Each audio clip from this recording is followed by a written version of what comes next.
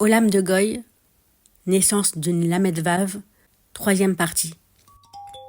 Le 7 mai 1748, moi l'Éternel, j'étais très énervé. Je venais de juger le monde après l'horreur qu'il a fait subir à mon dernier Lamed Vav. Partout dans le monde, ma colère vibrait. Tous les éléments se déchaînaient et bousculaient l'ordre établi par l'humanité. C'est moi qui commande, qu'ils se mettent bien ça dans la tête, ces minus. À cause de leur malveillance, de leur jalousie aigrie mal placée, ils empêchèrent une fois de plus un sadique, un sage, mon sage, d'accomplir sa destinée. Combien de temps mes êtres divins vont mourir sans accomplir leur mission? Le monde mérite-t-il encore une chance? Mon Lamed Vav m'a dit oui. Alors je m'en vais. Je m'en vais chercher un nouveau corps pour accueillir cette âme pure. Mais où? Où vais-je le déposer? Réfléchissons. Un endroit qui ne paye pas de mine. Un endroit sûr, mais insignifiant. Loin de tout, du tumulte et des fous. Dans un endroit ensoleillé. Je sais. Montauban, près de Toulouse. Je parcourus les habitations à la recherche d'un élu. C'est alors que j'entendis les supplications d'une vieille femme. Mais je la connais. Je me rappelle d'elle, c'est Anne Marty. Anne Marty. Elle est devenue Anne Mouissé après mariage. Ah, je me rappelle de cette femme, de ses périples. Une grande dame. Je vois sa fille qui accouche. C'est un accouchement difficile.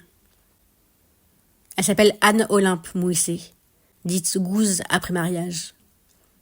Elle ne semblait pas très combative en effet. Et j'entends les supplications d'Anne Marty, qui m'implorait jusqu'à me donner sa vie pour que je sauve sa fille et l'enfant qui va naître. Anne Marty me rappela dans ses prières qu'elle était une parente du Lamed Vav Hirtzel Lévi, celui qui vient de mourir, et que je n'étais qu'une énergie, une énergie féminine, et que la légende kabbalistique disant qu'un Lamed Vav devait forcément être un homme est ridicule, que si je sauvais sa petite fille, elle deviendrait forcément une femme spéciale, car descendant de sa famille. Elle avait tout à fait raison. J'accédai donc à ses prières. Je ne sais comment elle savait que la progéniture de sa fille serait aussi une fille, mais je conclus un pacte avec Anne Marty. Sa petite fille aurait un très grand destin. Mais Anne Marty et son nom ne seraient jamais associés à ses accomplissements. Abraha d'Abra. Ainsi soit-il. Le bébé vit le jour, et je déposai moi-même mon âme divin en cette petite. Son père, Jean-Jacques Lefranc de Pompignan, ne la reconnut pas. Nul ne savait s'il avait entendu le nom que sa mère lui donna avant de partir. Je le fis méprisant à l'égard de cet enfant.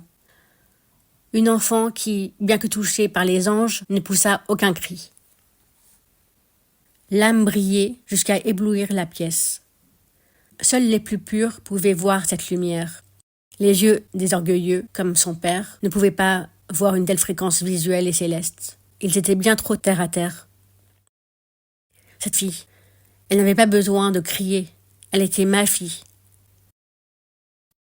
À présent, l'enfant de sa fille n'avait plus de lien filial avec elle, ni avec la société.